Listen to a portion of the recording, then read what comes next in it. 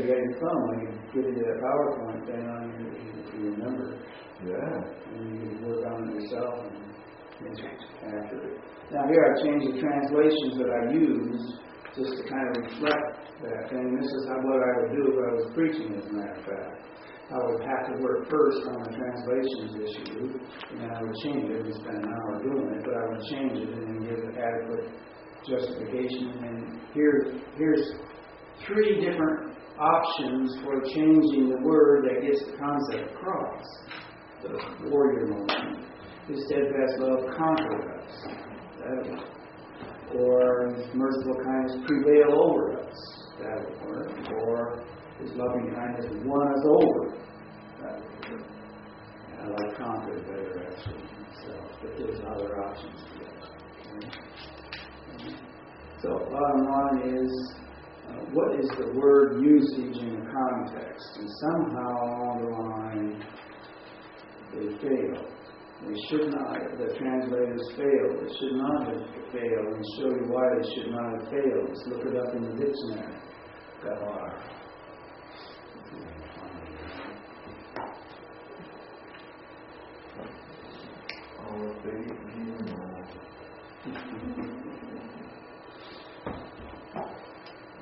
How did you spell that? G. Gamma, bait, which. Okay, let me go to. What is this? I know wrong. G-E. Sinus. Go grab. Oh, no.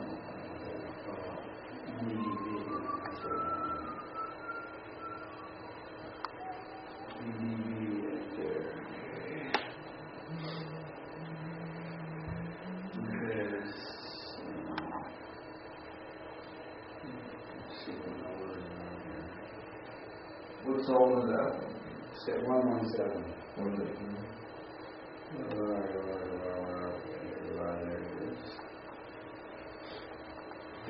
There it is. Okay, what's number? It's 149. Oh, wrong direction.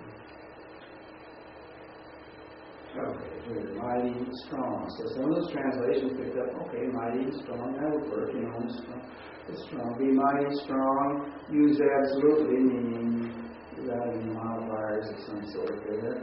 Mighty in power, okay, that works. With bait, okay, stronger than, okay, with bait, with bait means mighty among, prevail.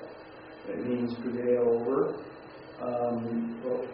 But notice, with all, preposition all, means to prevail over, to subjugate the enemies, right? Those kinds of things, right? And there's somehow, this is pretty evident. I mean, you got a context, the context, the grammatical context was one verb, prepositional phrase related to it. Here's the verb, and here's the preposition related to it, and there's the meaning that would be associated with that, right? And somehow along the line, they just did not get it right. Yeah, they even specifically list it. Yeah, I know. So why don't they get it right? I don't know. They didn't. Gabar, you see them there it is, you see. Okay. It's clear. Disappointing. So, but the whole point we're getting here is sometimes it's just not the meaning of a word, and individual words. In this case, it's the usage of the word in the context, and the key context there is the prepositional phrase that's associated with it, right? And a lot of times people kind of overlook that aspect of word studies. Okay? So, and then of course syntactical functions as inferences, the genitive, what kind of genitive is this, etc. And that's a little different kind of a study as well. Genesis 12:1-3, which we had you read and you worked on. Okay. in relationship to the various kinds of syntax studies. You notice this. Let me just pick out a few things here that would be involved. Obviously, from your land as possessive idea, position possessive, creator A, is to be possessive, the evident. From, is that source? Is that from the house of your father? Is that source? What is that? Could potentially be something else, I suppose. Just probably to the land is probably given the verbal idea of going, so there's probably not a little discussion that needs to take place there. Here, this is one that would take place. I will make you into a nation, so I will turn you from one thing into another, right? From a people into a nation, a great nation. So there would be an issue of syntax that would be a key to the interpretation of the book. Of course, the coordinative would be a key. That is how that works. And we saw that when I brought Chisholm's article up on this passage where he had 4 options, right? And he was dealing with what? The whole thing was dealing with syntax. Okay? And that is a key to the whole passage. Okay? So, obviously, this whole business of the imperative here, be a blessing. Well, in combination, they turn that into a consequence. Okay? So, it's extremely important, and we'll see that sometimes the word study is not a matter of what the words mean. It's not a matter of the overall immediate context. It's a matter of the syntax. Okay? Which goes in different directions. You see, I got an illustration. Let's see. I'm sure I got that illustration. Well, I do have it someplace along the line. I got a number of illustrations in our book and discoveries that get different kinds of studies. Okay.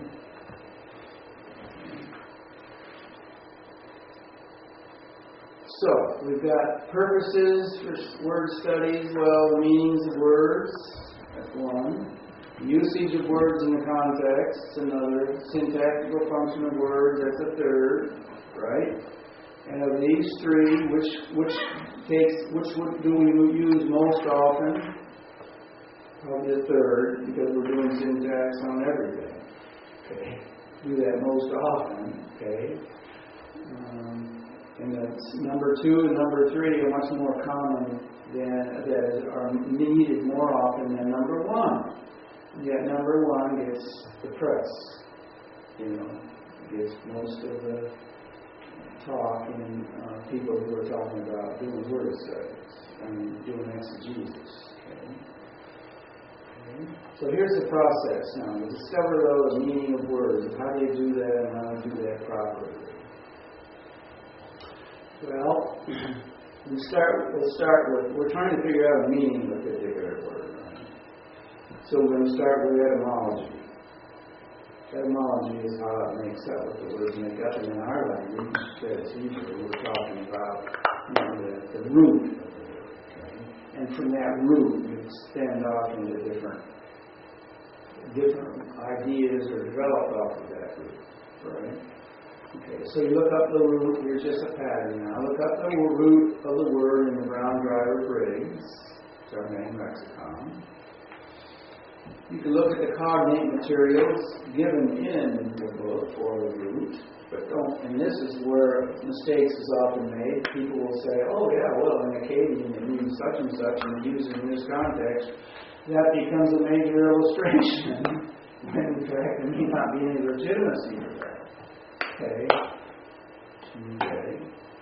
Observe thirdly where other words are developed from the same root and see if there's a relationship. Okay. And then utilize such helps, theological works that we're talking about, just to get a broader context for this kind of thing. And then you summarize the data and try to figure out what the main idea is for this root. But don't involve yourself in the root error. Okay? Based on the root, you can delve off in different directions. And then you just assume that all those meanings, maybe 5 different disparate kind of meanings, all mean the same, they mean all of that in every usage of that. It doesn't work. Okay? Let's give an example of this. Let's see, I'll use the word that we find doesn't occur all that often, so it's easy to find in DVD here, I think. From Obadiah that I talked about. There's a three-way usage of this thing. Okay, here's one. Actually, we got here, see, this is the root. This is the big letters, and the biggest letters is the root. Right? And then the developments come off of that. And notice what this is. Theological Word Book of the Old Testament. That's one I recommend to you from the 2-volume series. That's very good. And click on it, so it's not showing up, so I guess I didn't buy it. So you search one out. Okay, so here's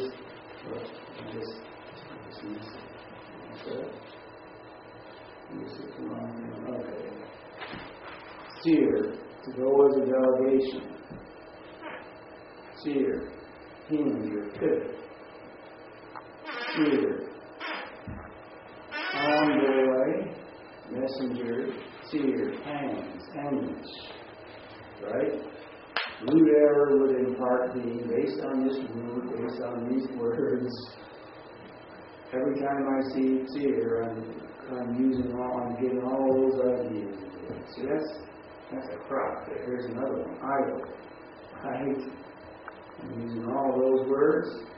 I'm not doing exegesis if I'm doing that. Okay? I'm playing a game, or I'm ignorant or something. That's not right. So, etymology. Going back to discovering meanings of words. Etymology. Okay? And then usage. Study the word in its context. Using the concordance. This is where you're going to find the primary meanings, really. Usage. You're going to find the primary meanings. Okay? Examine any figurative word meanings. Okay? Based on non-figurative ideas for the word, you get a Hermeneutics book for that. Okay? And then make a decision on the most probable meaning of the word in your context, medium broader. Okay? And you might want to look further for synonyms or whatever else to see what nuance might be associated with it. Okay? Usage is the next thing. And synonyms, you could use Girdlestone, Van Gemeren, that was in our bibliography. Look for synonyms or near synonyms, examine the context of parallels. And if it's poetry, that's really an important issue because very often, see, there's parallelism. One segment of a line would be paralleled by another segment, which is going to explain oftentimes what the first one direction is going. See? And if 50% of the Old Testament is poetry, this would be a rather significant procedure. Then you can look up in the Septuagint to see what they said about it. In other words, what of the various options for seer, for instance, on a given passage, the Septuagint didn't choose all of those options, what was their interpretation of the passage at that point. Okay? So that's another thing you have to look up. And then you look it up, the Greek word in the Theological Dictionary of the New Testament. Why do I say that? Well, because if you remember how Kittle works, I don't know if you're familiar with it, are you? Just a little bit. Yeah, right. Well, on a given word, it's going to start with, here, we got Kittle on this thing here. And go with, let's see if I can bring it up here. Let's see, there's something with the D, so,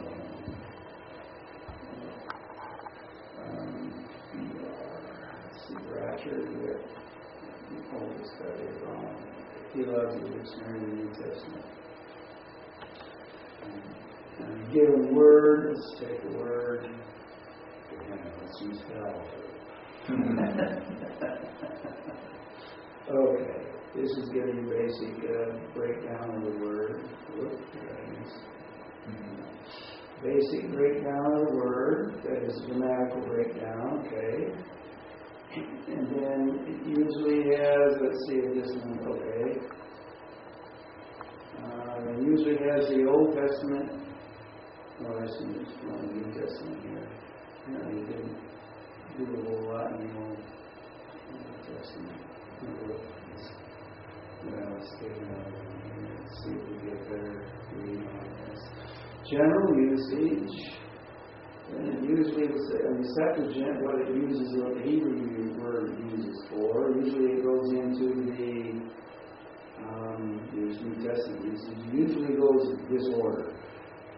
General breakdown of the word. Hebrew concepts. What is the Hebrew word that it relates to? Okay, what's the Hebrew concept? The Jewish idea. And it moves from there to the Septuagint, to the intertestamental period, to the New Testament, and sometimes beyond. Okay? So what I'm saying is, a lot of times the dictionary of the New Testament will give you the breakdown in the Old Testament idea. This must be I wonder if this is the small version. This is probably not the 10 volumes. Okay. If it's the single volume, then I'm not getting everything. I'm getting this summary. It's not getting everything. Is this the single volume? It must be a single volume.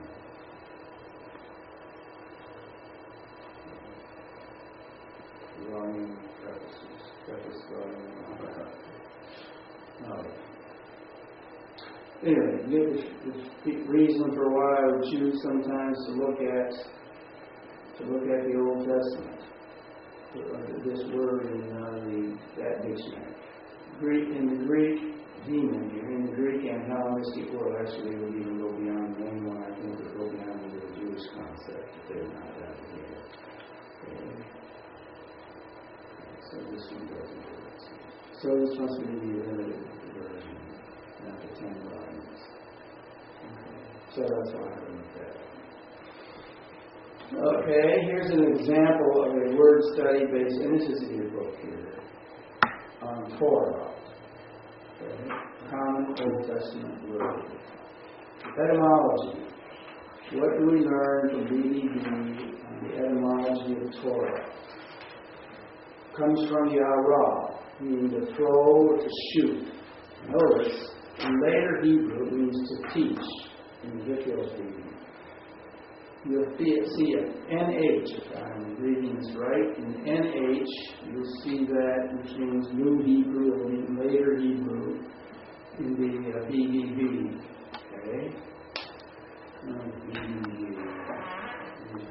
BDB, let's see. Now, what would we do after? Let's look up that and just to see how it shows it for you. Let's see. Video.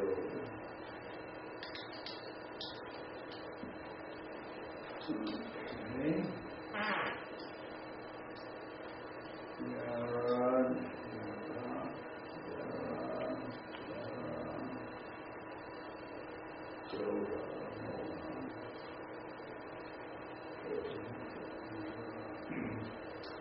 Throw or to shoot. NH.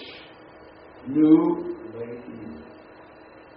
Okay. Now it doesn't give me dates for that, unfortunately. Okay. At least I don't remember that in the very introduction in the book it's given us a date for that. But it's given us a feel for the later part of the Hebrew usage, Old Testament usage. So we're talking about, say, in the prophets or whatever. Okay, that'll be the later part of the teach. See what I'm saying? So that's when you get some pattern, some example of that. Then when we talk about, we'll come back to this perhaps. So then in BDB, counterpart, and then Herrick language. That's where you get all this stuff up here. So you get in Arabic, you got this word for it. Well, I don't know Arabic, so and let's see, Amharic. What is that? Aramaic, Ethiopic, Amharic, information and news. So okay. This is an example of what you don't want to do. You say, well, gee, what is an Amharic language? Isn't that news? Now, when you see the word, make a big point on, this is news, make a message on that. Well, that may be completely out of touch with reality. See, so you use a root error, right? It's crazy sometimes. It means news here, and in the Syrian, that thing means leader or guide. We could probably figure out a sermon where we could combine these things and make a real neat message. It's not a biblical message, but maybe a real neat message.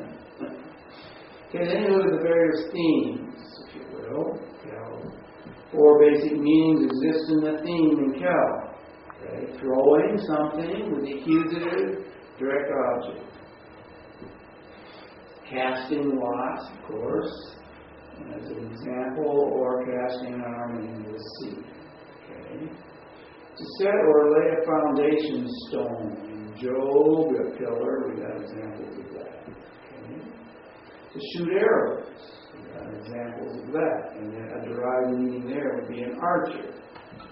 In other words, a noun created out of that. And then it means to rain, as an extension of the idea of throwing. Right? Rain.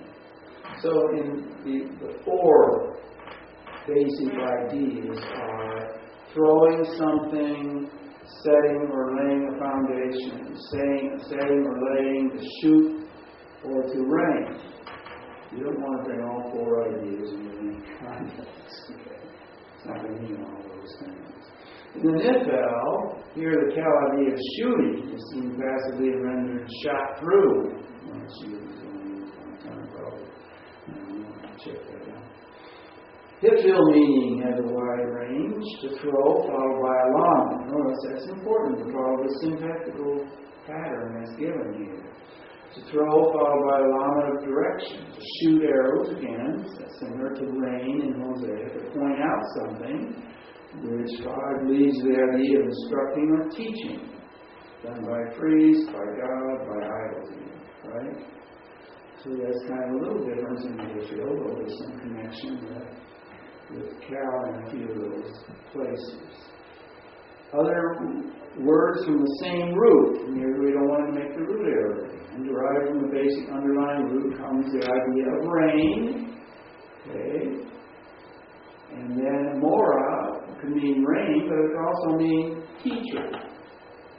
We can make a message out of that. Judges where Mora refers to the name of a hill. Right? The line instruction given. The noun Torah derives from Yara as well. So these words derive from the same root. Okay.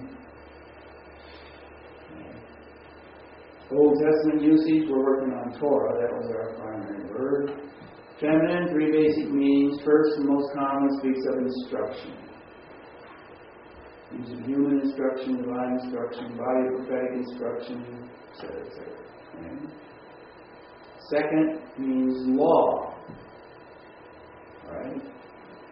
2 kinds of law, special law and codes of law. Special law is everything the Sabbath, events, whatever. Codes of law, such things as the Deuteronomy, 10 Commandments, and what to do with your ox falls into a hole and somebody else steals it or whatever, those kinds of issues. Okay. Thirdly, Torah means custom or manner. Right? Okay. So based on the analysis here, Torah refers to instruction and that from one party or another. The body of instruction to take on specific rules, set a rule, a way of life. Right? Okay. So you don't always translate this thing in as law.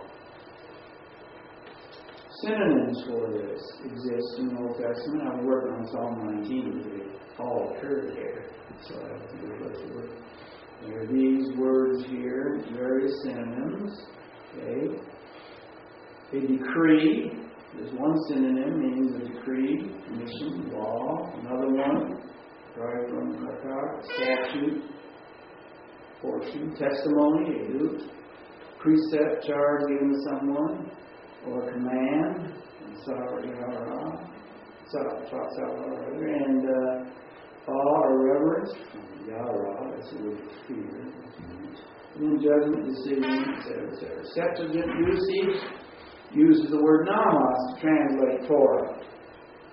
Classical Greek word, that word nomos, comes from memo, meaning to dispense.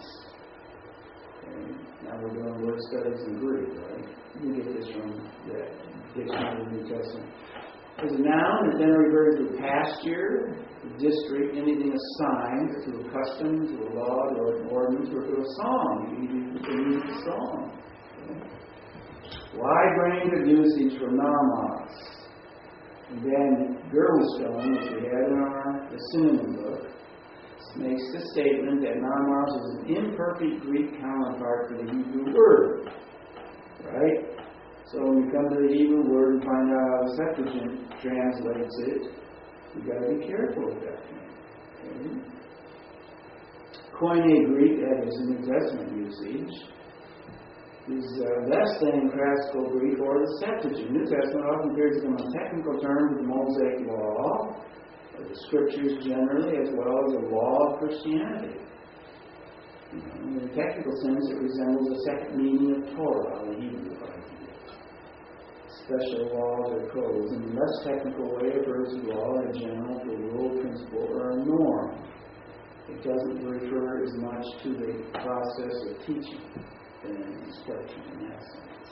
Other words for that. Summary: basic distinction with this word from other words, broader, encompassing seemingly all the ideas in the synonyms. The others are more narrow. This is broader, it appears. Does not favor any one concept. No distinction can be observed diachronically or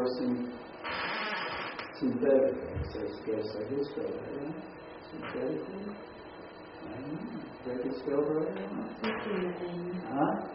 The N. S-Y-N. Oh, yeah, synthetically. There you go. An English person around here. Very good. Okay. Okay. Yeah, very good. Okay, so that's an example of how to do a word study, following the pattern that we gave before. Right? Etymology, follow it again. Etymology, Old Testament usage. What do you use, by the way, for etymology? What tool are you going to use? BTB, and also you could use a grammar. A large grammar. Okay. Old Testament usage, what tool are you going to use? Well, it could be, because it also provides sometimes a concordance. If it has a little dagger by it, it's got to be a concordance as well. Of course, a concordance is easier to use than one line and look them up, right? Okay. Old Testament usage. Old Testament, that's what it's talking about. Synonyms, where are you going to go for that? The same book. You go to Girdlestone.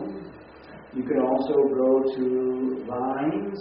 Anybody familiar with Vines? Old Testament, not the New Testament, the Old Testament part. Look up, of course that is an English word, look it up, the law, and it'll give you the various words that are used for that. That's another one, right? I have that, but I don't have the other. Okay. All right.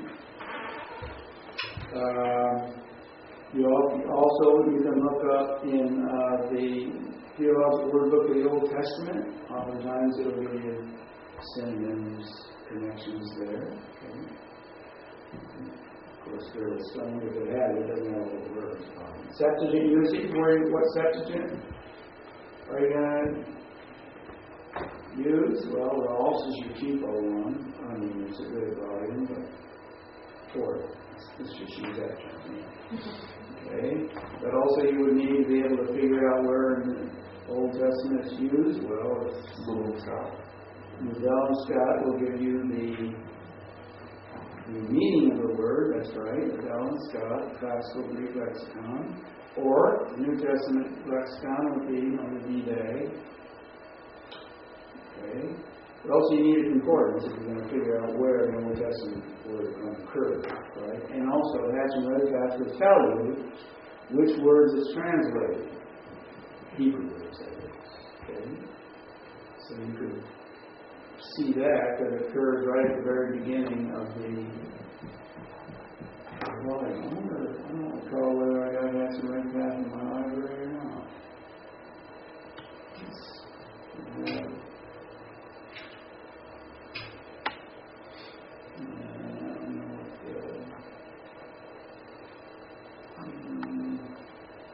Maybe not, it might be later or something, I don't know. So,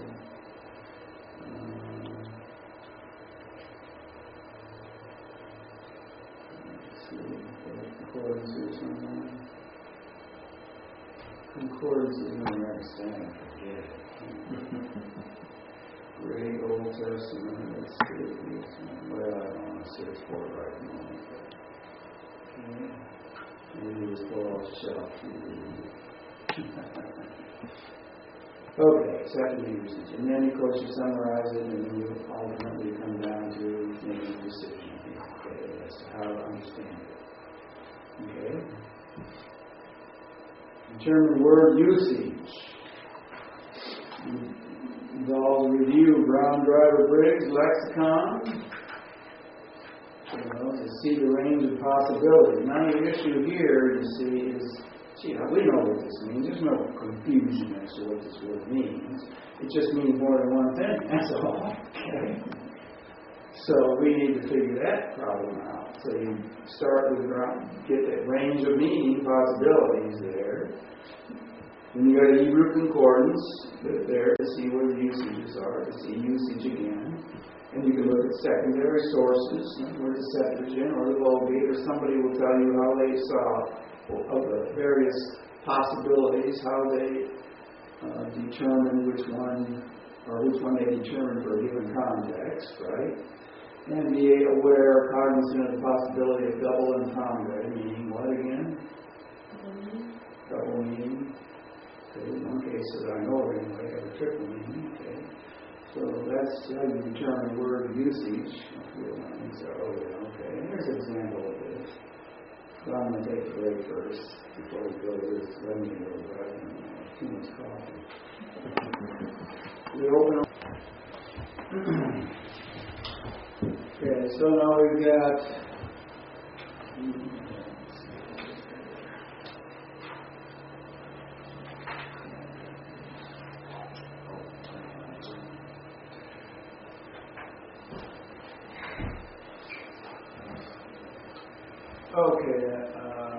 Words. We did one word study. Now we're working on word usage study here. Okay. So here's an example from a passage of Exodus 7:19. Okay.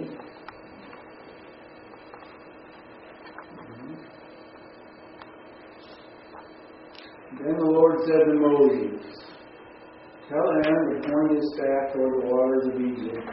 And there's a description here. All its rivers, canals, marshes, and reservoirs. As for Egypt, the water will turn to blood, even the water stored in wooden bowls and stone pots in the people's homes. In the Living Translation. Seemed like a straightforward passage. Okay. Nothing to stop and muse over, I suppose, generally speaking. But there is something lurking in the background there. Okay? There's an uncertainty about it. Looking at the Hebrew text, there's an uncertainty about it. You don't find any uncertainty about it looking at this New Living Translation. Okay? But in the Hebrew text there is. Okay?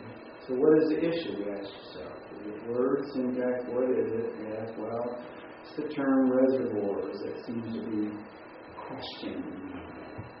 From the association with Hebrew vocabulary, this word, at least the spelling occurs in a word more normally translated as hope or security. Okay. In other words, the normal usage of that particular word would be hope or security, and all of a sudden it shows up in a context where it's translated out as reservoirs. Right? What's the deal with this thing? And the question would arise, is there any reason to think that this has an effect in the passage? Well, now, just looking at the Zondervan's Bible, or encyclopedia, on the word Nile, because that's the context of it. We're talking about the Nile in Exodus there. So he makes a statement, it would be difficult to exaggerate the importance of the river for Egypt. Nile touched every aspect of its life, etc. And then goes on and on with that. Would the destruction of the waters of the Nile cause the Egyptians to lose their sense of security and hope? Well, their whole economy, their whole life, even their gods were related to it. Okay? So that certainly would be the case. You look at the commentators, there's no unanimity in these commentators, but the conflict between Moses and Pharaoh is really the heart of this whole passage here, and this whole thing between Yahweh and the gods of Egypt. Commentators would deal in that fashion. It would not be far-fetched to conclude that Moses uses the term mikvah, which literally is confluence of waters, and hope, security, is used to indicate both. Okay? And especially, and this would be a figure of speech there, especially since this is actually the first plague. Right? See what I'm saying? Mm-hmm. Now we're talking about a couple of things in here in respect to word studies, determine usage. In this case, the possibility of double entendre, right? And so you use brown driver braids up, and when you did that, we found she. Same spelling, more than one word, etc., etc. But more commonly, actually, is the fact that the word, as it means hope and whatnot, is the more common word. And so that's what your vocabulary says it means hope. How does that fit when I come to this passage? Okay, so that's where you're beginning to study that particular thing out more particularly. Here's Obadiah. Here's the passage in Obadiah. Let's see. Where's my word Obadiah? Here's the word Obadiah right here, and the word that means that seer. We had that. We looked at that. This wouldn't be in your book. Okay? That means envoy in this particular passage. Okay? This word play upon the term. Identical spelling means pivot. We saw that before. And it means pangs or convulsions. We see that in BDB. Okay? All three ideas are reflected in the situation. An envoy sent to the nations, which will result in Edom's experience of convulsions, depicted later on. And all of it represents a pivot or a change in the status quo for both the sinful nation and Israelites. Okay? So all of them really come into play because the book itself reflects all those three things, even though it started off with the idea of an envoy here. Okay? Just an example of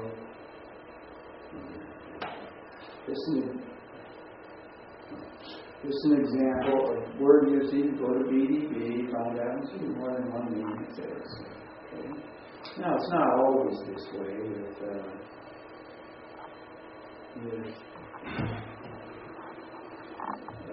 double entendre, but it really is rather common in Hebrew because of the nature of the language. Okay? Let me show you a really interesting one. I think this is probably in some of your things there. But here's a common passage here. In fact, we will come to it later when we deal with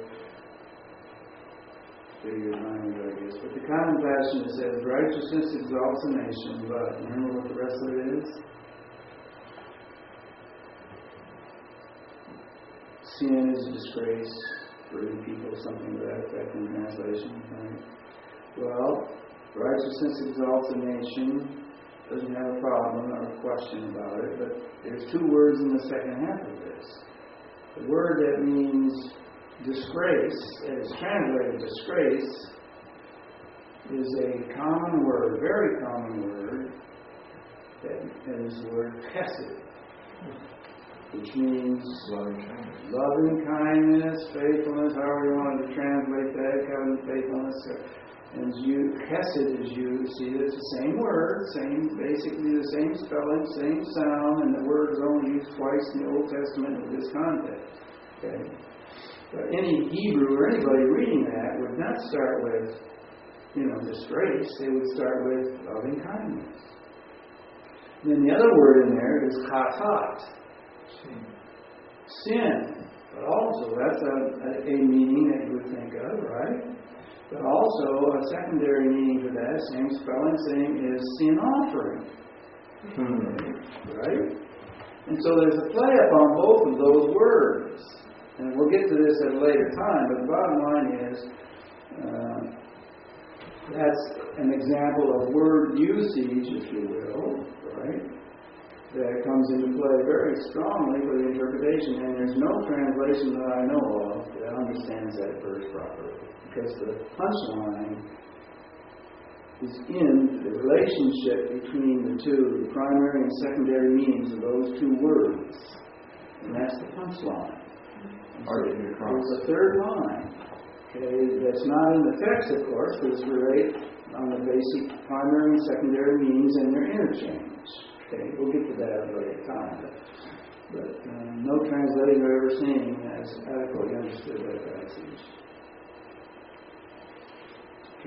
Maybe you have to put a footnote or something in there to explain it all, I suppose. But the Hebrew would very easily be so, but not anybody else. We mentioned this the other day. Numbers 21:17 to 18.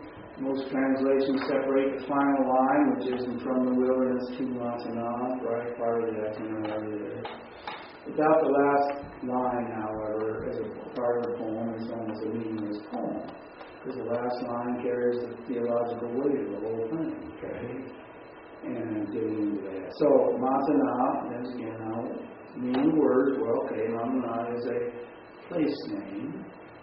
It's also a name that means give, right? Gift, rather. So there's the range of that meaning, you see. And there's a play that meaning in this particular poem. So the issue is not what does the word mean. It's one of which of those words is meant. Is it just a place name, or is that place name a symbolic? Is it a real place, but also symbolic at the same time? Which, of course, is my conclusion. Where am I at here? Right. Lose something.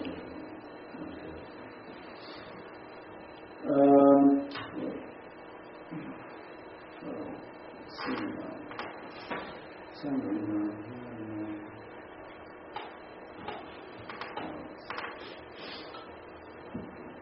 Syntactical functions.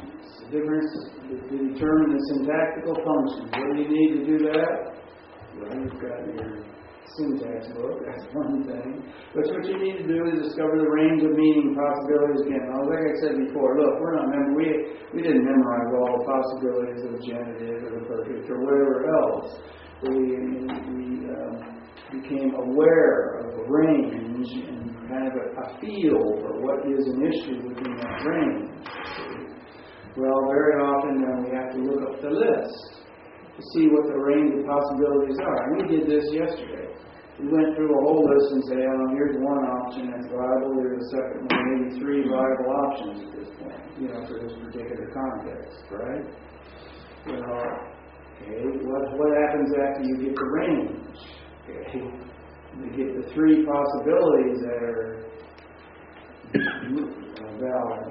Then, however, then you need to look at the other sources to evaluate which is the one active. In this context, sometimes the issue will involve a particular relationship between two particular words. Well, does that combination occur anywhere else? So you want to look for that combination. Syntax combination. See what I'm saying? There is a way to do that in electronics. I don't know if you've ever done it. Have you done anything like that? I don't remember how, but Yeah. I know it's possible. Yeah, right. There's a way to do that. You can search for. Well, that's not the way to do it. I have to go to the Bible here. I don't want to take the time right now to do that. I didn't put it in this morning yet.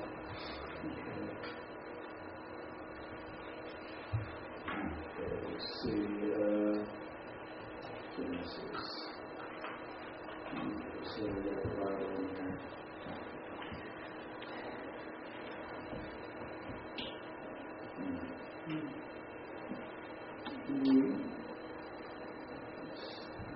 Stop working.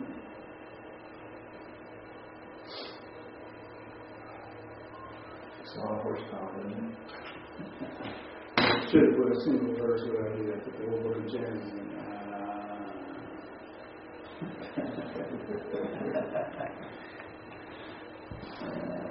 That'll teach it. Yeah.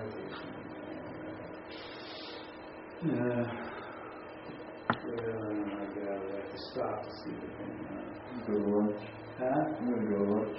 Come back and be ready. Let's go back. We'll come back to that thing. Okay. Anyway, we set up a syntax thing. Okay. So what I want to look at is, let's say, a noun with a noun construct, or a particular noun in construct with another noun. Okay. So there's a gender relationship, and see if that combination occurs anywhere else. Right.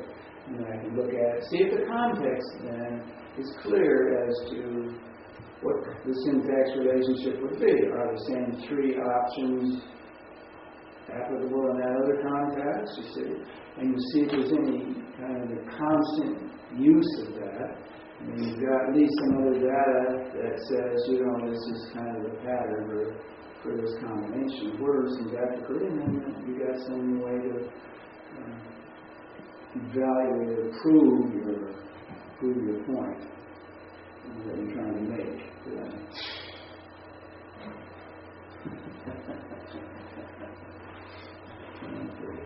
It says it's not even responding anymore. You might need to Isn't it? Okay, well, I'm just close it out and come back. Not responding. Okay, I'll end that.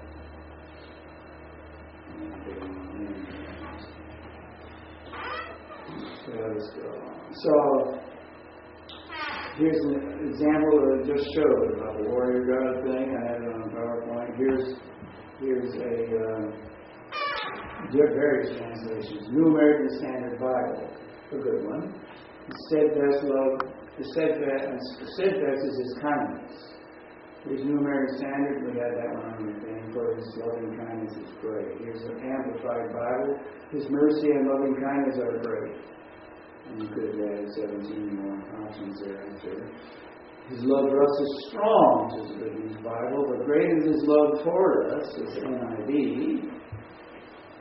His merciful kindness is great toward us, King James. The Wick translation, that's mine, that is the Byron translation, has prevailed over us or has conquered us, right? All of these relates to the idea, and we talked about it, so I'll let it talk about it. Okay, so we won't get into that.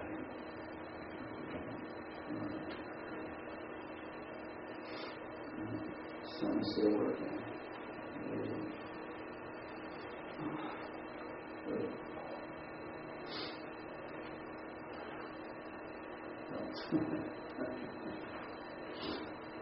See, where am I at here? I got so many things on the thing, I can't think anymore. It's got too many things going for it at the same time. Alright. Let's see now. I got my notes here still. Yeah, okay, so that's it on word studies. Okay, that's the options on word studies. There are three kinds that we've illustrated, right? Meanings of words, usage of words. We know the meanings, what the usage is, and thirdly, the syntax issue, right? Okay. Any questions or anything we have on word studies?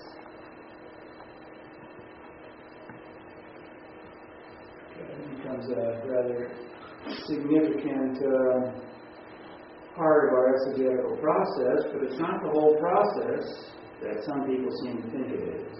It's not the whole exegetical model. Okay? It's just part of the model. Okay, so now when you go to parallel passages, which is sometimes when we're doing exegetical thing, and in your studies, regardless of the passage you look for, that you're working on, there will probably be opportunities to go to parallel, to try to find a parallel passage somewhere along the line for some reason. And we'll find out what those reasons are. But first off, bibliography. How will you find a proper parallel? Well, often, of course, around Briggs lexicon, if you're looking for a parallel word usage, of course, that's where you could go, right?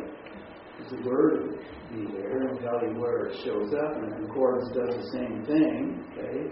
But oftentimes, the more helpful thing is you're not looking for the same words. Matter of fact, what you would like to see oftentimes is the same concept using different words. Right? I mean, we do this all the time. I say something that doesn't quite sing to you, and what are you going to say to me? Could you restate that in other words? Or sometimes when we're talking, we say, in other words, we give the same thing in a different way, right? Well, that's what we're looking for sometimes is a parallel. Okay? Tell me the same thing, but use different words. Okay? In different ways. So how do you find those? We know how to find word parallels. We use the concordance or dictionary. Okay, how do you find conceptual parallels? Well, here's an example looking at the theology, Old Testament theology.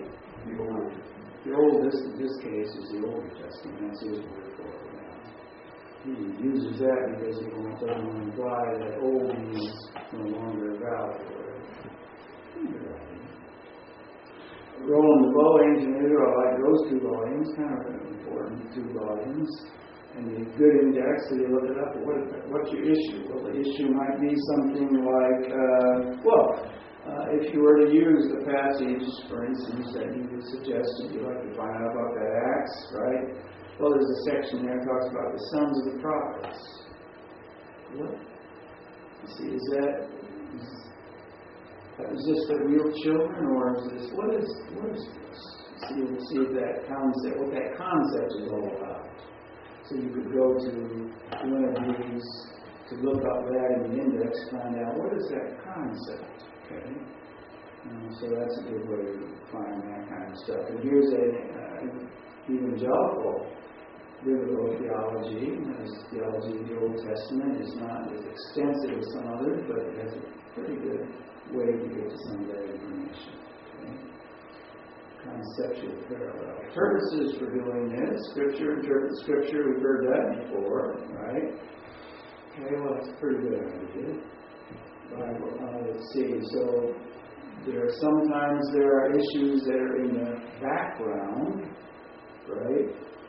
And to the original hearer or reader, they instantly, or with it, they don't need any explanations. And you go, well, you're not with it. Like I said, you're not back there then, in that culture, in that time, that language. You're young, but I can say one word, and I can say one word, and a whole range of ideas will pop into your mind. Are you ready for the word? Watergate. Right? I don't have to explain it. I can use that one word illustration in the message and just let everybody in the congregation connect. Right? 3 decades from now, or your child's in high school, and your daughter's in high school, she may have to go to a newspaper to figure out what does that represent, right? Mm-hmm. Well, Katrina, right? Yeah, right. That's one of my granddaughters named Katrina. Not hurricane. Yeah, she's a little hurricane.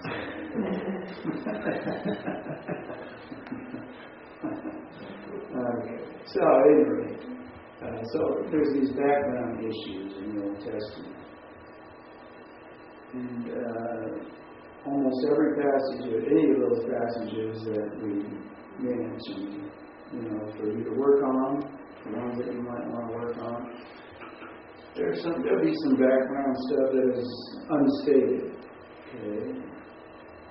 All of that. For instance, in the passage with Moses raising his hand, for instance. Well, it's mentioned in the Malachi, and God said, I am going to wipe them out. Well, why? Why? I don't like the name. What's the problem? You see, right? So there's a background issue that's unstated. Right? There, unstated. You need some background for that. Okay? So sometimes the purposes are to become informed about the background, historical, letting the passage under consideration. Here are a couple examples. Correlate Psalm 56 and 34 with 1 Samuel 21. A couple of psalms that in fact we can define their historical background. Right? And we would want to know that when we interpret those psalms, those particular psalms. We would want to get into the story and find, because the story, that part, those psalms are developed around what's happened in that event. Okay? And so that would be sometimes we would want to do that. Okay? To acquire a fuller treatment of a vague concept, theme, or word usage, and here is where, in fact, we would really like to see a different words. Same idea, different words, right? That would be pretty good. Concept, vague concept. Levirate marriage. Well, we're in Ruth, right? Well, what's this thing about, there's a kinsman. What's a kinsman redeemer? Closer than me. What do we mean, closer than me? Doesn't live across town. What's the issue here, you see? Right? Kind of vague, right? So let's find out what that concept of a kinsman redeemer is. That's where I go to Roland DeVoe or Barton Payne, Theology of the Old Testament, or Zook, and look up an index and find it. Check that out. You see? Okay. Or to clarify obscure passages. Okay. As we talked about, that kind of overlaps with some of the other issues we've involved with here. Okay. So sometimes those are at least three reasons why we go to be looking for parallel passages. Oh, yeah. Okay. So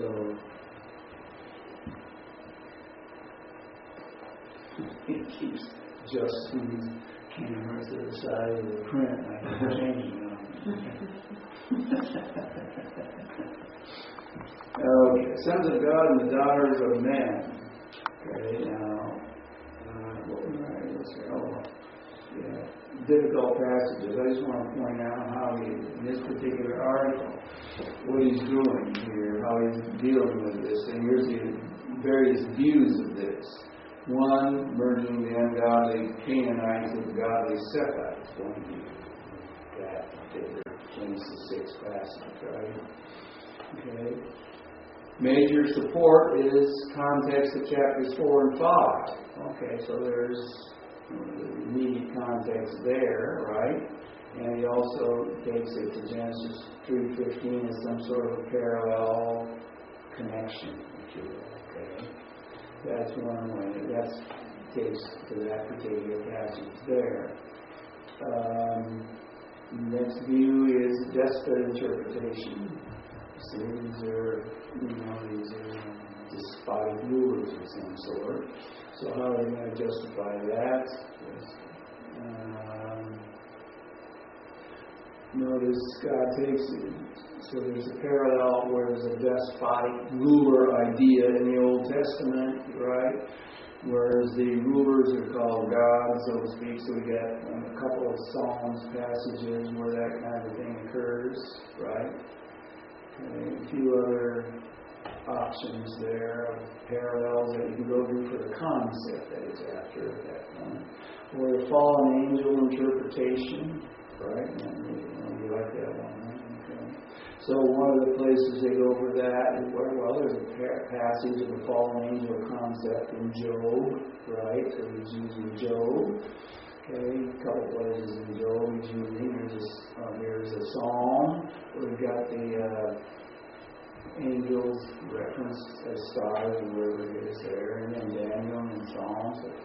See if we're getting concepts here, going to the parallels for that. It's obscure passage, so let's see if we can clarify it, right? Because these passages are more definitive of what they're talking about, but then you still got to relate back to the original passage and prove that this is therefore the idea in the original passage, and that's what they're going. Of course, they also use the New Testament in this regard. In this particular view, and particularly Jude, I think we have to Jude, okay? And the second Peter probably, okay? And then he even uses numbers for the specific term of the Nephilim, which is used there, and going to a passage in Numbers, okay? And he suggests that the biblical definition comes from its only other instance in Scripture, Numbers 13:33, using that particular passage, and we're trying to explain that passage, etc. So there's a use of parallel passages just to try to clarify this rather obscure thing here, and there's at least 3 views of that, and they're all using parallel passages to try to prove their point, okay? So you say, well, then how can you know which one is right? Well, you've got to ask the questions, are these parallels legitimate? Are we apples and oranges parallels, or are we legitimate parallels? Right? Maybe you can assume they all have some legitimacy, let's say. Okay, but ultimately, you got to do then what? Ultimately, you got to come back to your context with your information, with your data, with the options here, and you got to ask the questions, and you validate one of these over, better than others. Okay, because none of these work. And is there a third or fourth option out there someplace, you see? And sometimes it may come down to that. None of what they suggest works because they all have problems. Okay, so maybe we have to put that on the back burner sometime. If you put it on the back burner, don't preach from it the next week. Wait till it get on the front burner, okay? Principles and procedures. Verbal parallels are easy to find in the concordance. Conceptual parallels, we talked about, is harder to find, but they're often more important. Okay. Another source for conceptual parallels, I've got a couple of them listed here. Cross-references in the English Bibles. We have a little thing in the English Bible to cross-reference it. Okay. That's good. Commentaries, another source. Specialized Bibles, Smiths, even like Riley Study Bible nowadays, those kind of Bibles are out there that would be places to go. But remember, just because they reference this as a parallel doesn't mean it's necessarily an accurate parallel or a justifiable interpretive kind of parallel. Okay? Don't make that mistake. You got to evaluate yourself. Okay? Early commentary, this is where the Septuagint becomes a help in the parallel passages, actually. Here's a passage in Hosea. Shall I ransom them from the power of Sheol? Shall I redeem them from death? Compassion will be hidden from my sight. That's kind of down. Two primary interpretations. God is determined to save Ephraim and won't change his mind. Okay. That's that one interpretation. Another one, God will not let compassion deter him from punishing Ephraim. Okay. Solution involves this hapax. What's the hapax? One-time use, right? Okay. And that's the word there, not common. Careful study of the root. Now we're into word studies here. Careful study of the root doesn't solve the problem. We figured something out here about the meaning of the word and all. Doesn't solve the problem because the meaning can refer to two things. It can refer to repentance and it can refer to compassion. Okay? And it's used, that root, if you will, is used in both contexts. Okay? It's necessary to study two other parallels in Hosea. And this Why am I trying to stick with Hosea if I can? Historical context, similar time, Okay. language is going to be similar. The same writer is using the words, various words in the passages, so his thinking process would not have to be. You wouldn't have to relate that to somebody else thinking in a different time, in a different context, with a different vocabulary, and different themes. Right? So another passage we have used, Hosea. How can I give you up, O Ephraim? My heart is turned over within me. All my compassions are kindled. So we got a noun from the root that we're worrying about. I mean, comfort and compassion. The Septuagint, this verse, when compared to the previous, shows that the translator saw a difference in meaning between two words of the same root. Repentance in verse 8 here. Okay. And compassion is the term used in Hosea 13:14. Notice, see, the Greek words are different, you see. Metamalia and parakosis. Okay. Third, the translator perceived a different sense in the latter passage from the first. Interesting. Okay. Another parallel in the same book. Woe to them, for they have strayed from me. I would redeem them, but they speak lies against me. So now we got a verbal parallel here. Passage provides this provides a conceptual parallel. Here the judgment is clear, including terminology parallel to Hosea 13:14. I will redeem them. God does indeed intend judgment. Okay. This word right here. That's kind of related. Both the verbal and conceptual parallels give greater credence to the second interpretation of Hosea 13:14, which was, God will not let compassionate turn from punishing Ephraim. Okay. Right? Okay. Many exegetical tools. The Septuagint is valid ally in the hands of the Old Testament exegete. In this case, the Septuagint we had parallels, right? But we had also a version which gives a different interpretation, and it's an ancient version, that is certainly more ancient than the New American Standard. Okay. Right? And their interpretations of that, and it's interesting that they saw that there was a change in the concepts, right? And so that needs to be taken into account. That's only one aspect in this passage that is significant. We won't get into the other stuff. In this particular part, in 7:13, it has a lot more to say about it from the syntactical point of view on the statement, I would redeem them, but they speak lies against me. The whole concept of I would redeem them, the nature of the mood and all that is another issue. Okay. So that's it on parallel passages. Keep those in mind, the reasons for it, how to do it, where to go. Okay. We got figurative language. This is a fun one.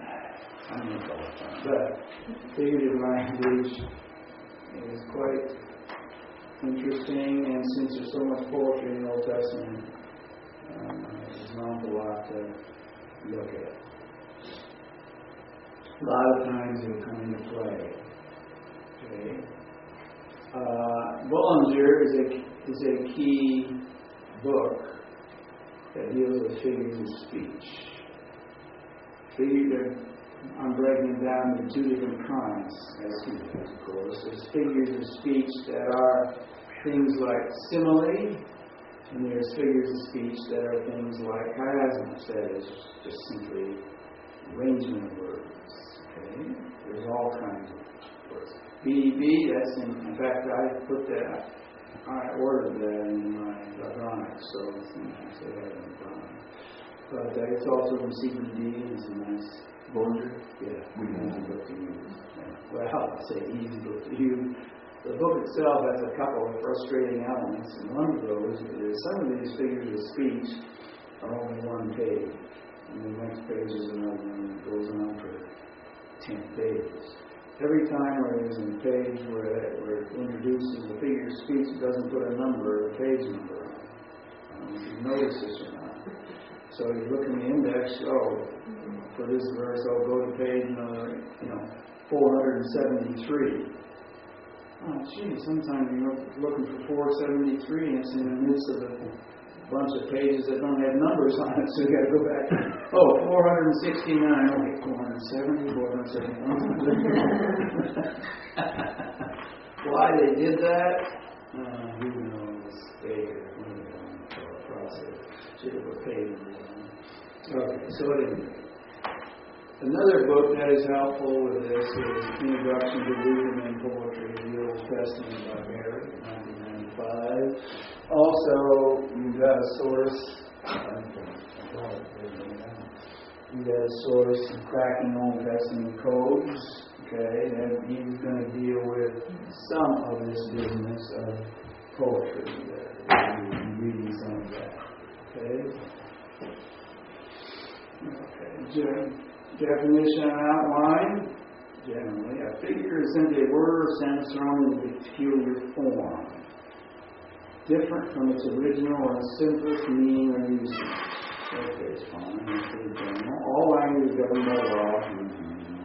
But in order to increase the power of a word or the force of an expression, law that is designed and may be parted from, and the words and sentences are thrown into and used in new forms or figures. So you can make more powerful statements by rearranging something or having a allusion such as Watergate. Okay. As used in this outline, figurative language consists of two broad categories. There is symbolic figures of speech, and then there's simile, metaphor, and those kind of things. And then second category I call figures of rhetoric. Change of word order, right, and other kinds of structural changes. And so here's an example from Bullinger, how he breaks down the ideas involving omission, various kinds of figures of speech that involve omission, ellipsis, one example. Omission affecting words, omission affecting the sense. That's how he breaks it down. And then there's involving additions. I'll give another example there, affecting the word and the sense, and then involving change, meaning of words, arrangement of words, application of words. If you look at Bullinger, and this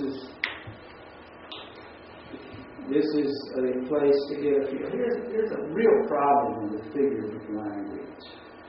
And that is, and commentators and we are pretty familiar with the common stuff. You know, this is personification. When a tree walks down the street, that's personification, right? Turning inanimate object into an animal form, like the veggie tale stuff, okay? Or simile, metaphor, those kind of things. The Lord is my shepherd, that's a metaphor, okay? Or as you see in Psalm 1, the guy's like a tree, there's a simile. Okay? We're all familiar with that, and so are the commentators, and that's in there, and you can see that's right. Okay, but what they're not familiar, apparently very familiar with, is the figures of rhetoric type figures. Okay? And so the commentaries don't include very much of that. Rarely do you find some commentaries that include stuff, and yet it's very logic, it's very clear that it's there. Okay? And so the problem is that we need to just get a sense for what it constitutes those kinds of figures. Right? So let me just see if I can pull up. This will come up too much. Pull up by Bronx and Bullinger, and just show you the index. I'm not the index, the outline at the very beginning. Okay? Because he has a very broad outline, about 15 pages or something like that, just breaking down the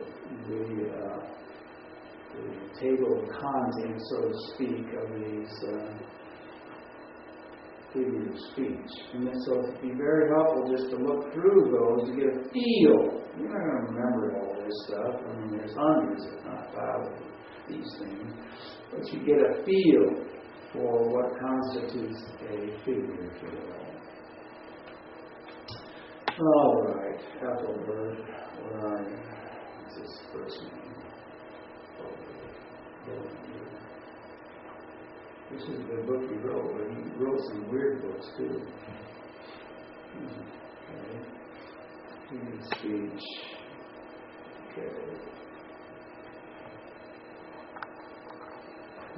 Title page, summary of classifications. Okay, and I know that's just too. Well, here's some breakdown further. Affecting the sense by way of repetition, amplification, description, conclusion, interposition, reasoning. Right? Okay. He breaks down argument on and he doesn't do this thing. Affecting the meaning, that's the order, arrangement. Okay. Affecting application, sense, person, subject, matter, time, reasoning, let's see. Indices, let's see. First division. Okay, we're going to go on forever here. This will go on forever. Ellipsis, with a lot of illustrations.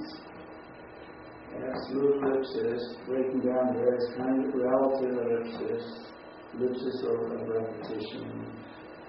Complex, where the two clauses are involved, adds and then goes into that with all kinds of illustrations. So, in the back of the book, not this volume, unfortunately, but the back of the book, you got the book, right? Mm-hmm. Big list of references from the Old Testament. And there are 5 different appendices, I think, in the back of the book. One of them is what he's listed. There's the verse numbers. And so in your classes, you want to see in fact you listed something in a particular figure. So that's a good starting point. Maybe more in your passage than better, of course, but that's a good starting point. Well, the book has a greater table of contents than this model here.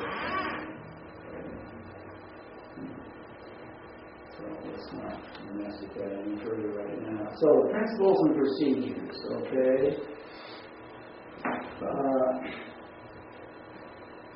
Here's the issue first off, and here's the big point on this, the initial point.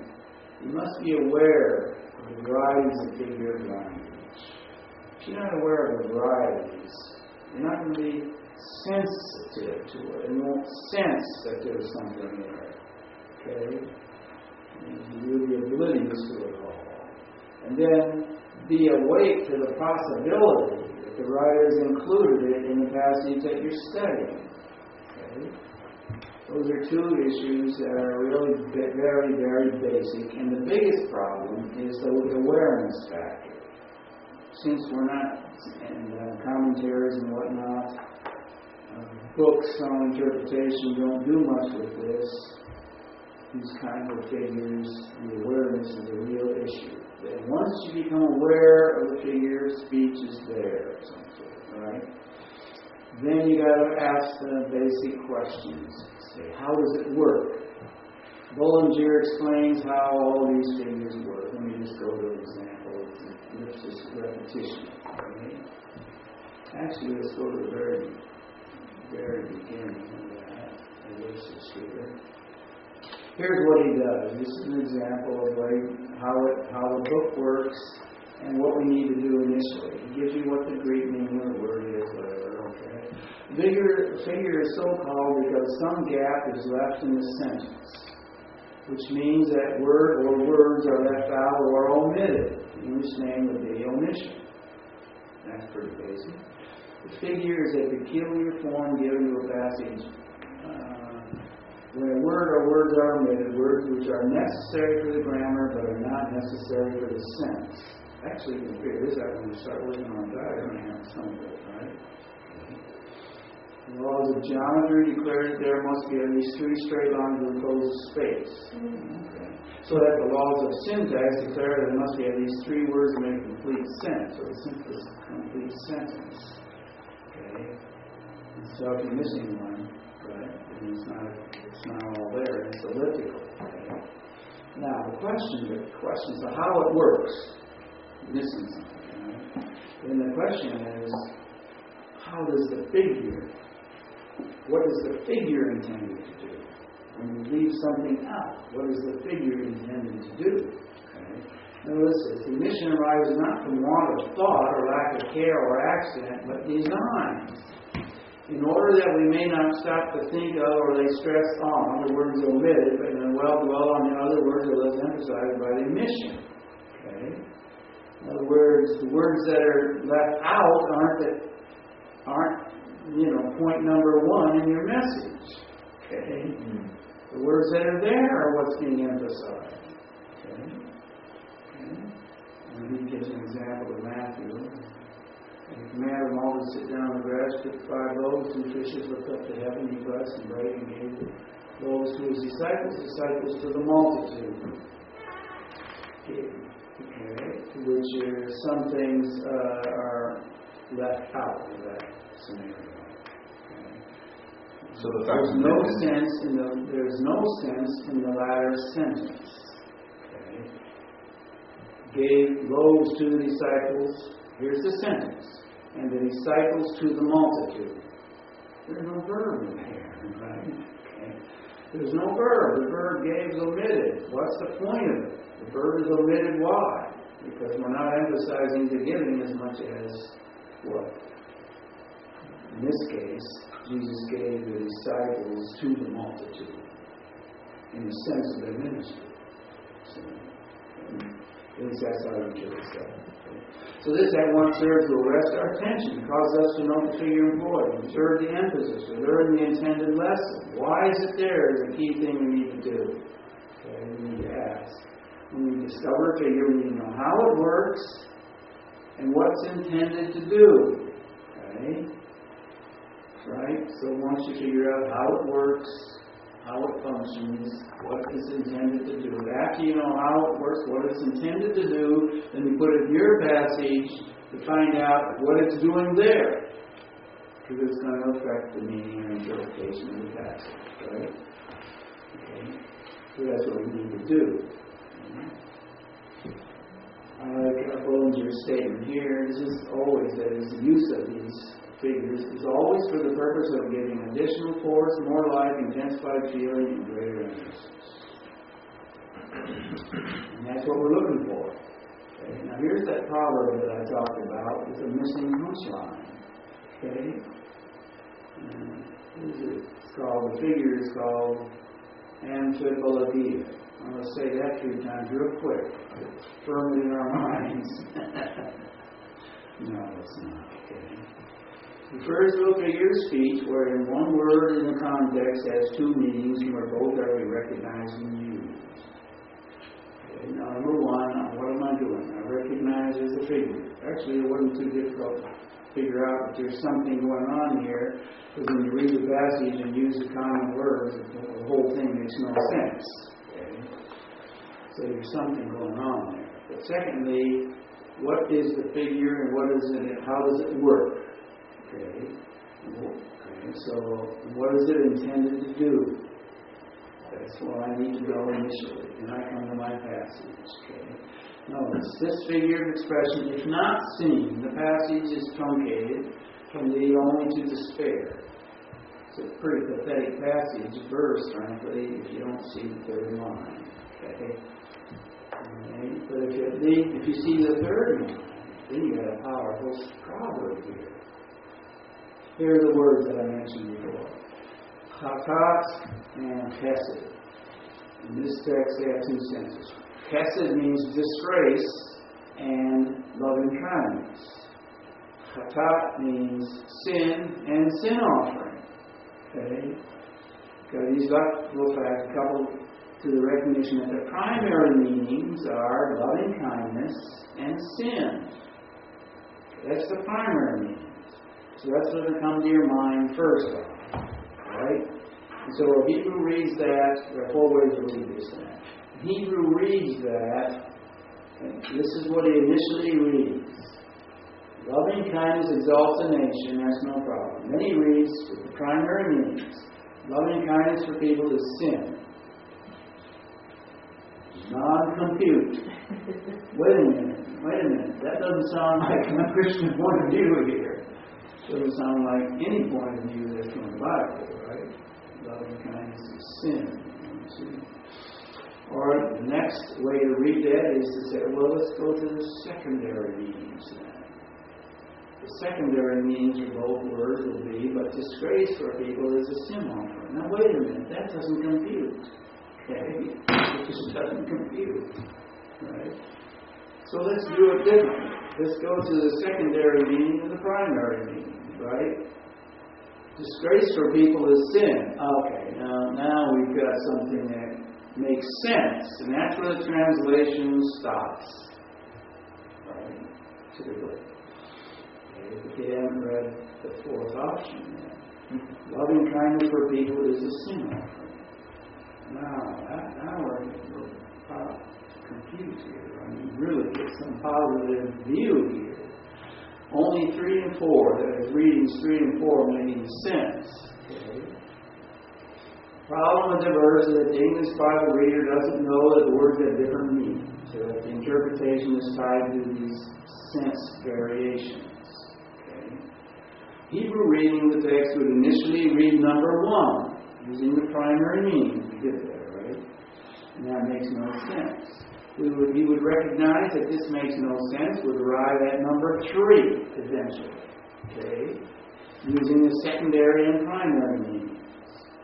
However, since this leaves the passage as a negative statement, it would be a negative statement. Righteousness lifts up a nation, disgrace for people is sin, but everybody sins, and so there's no positive thing, there's only various levels of disgrace. That's all that we got here. Okay? Well, that's just not too good. I mean, all we got is various levels of disgrace. Okay? So you can reread the passage in number 4, using the primary and secondary meanings, and discovers amazing truth. There is a solution to the problem of sin, which only leads to disgrace. Or hell, if you go far enough, right? That is, God's loving kindness has provided a solution to the sin problem. Jesus' sin offering. You see what I'm saying? Okay. So there's disgrace for sin, but there's a sin offering growing out of God's grace and love, which solves the problem, and so we can say this can lead to a positive proverb. Right? Problem is, of course, now notice this. The application reads like this. Israel's only hope was a sin offering, a product of God's loving kindness. Our only hope is Jesus Christ, who in the New Testament is tied with a sin offering. Right? Which is a product of God's grace, which is kind of related to loving kindness term. Hence, Proverbs 34, when read as 3 lines, is a positive message of hope for Israel of old and for us now. But the bottom line, the problem is that the translations, all translations, only read 2 lines. Right? So, in this case, the whole point of the proverb is missed by the English translation. Completely. Every one. Not a single one gets it right. They only get partial right. Number 3 here is right. That is as a translation segment. So it's only half of it. There's another half, and they don't get it.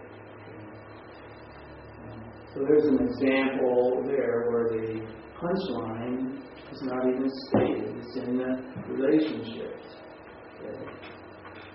So there's an example of the proverb there.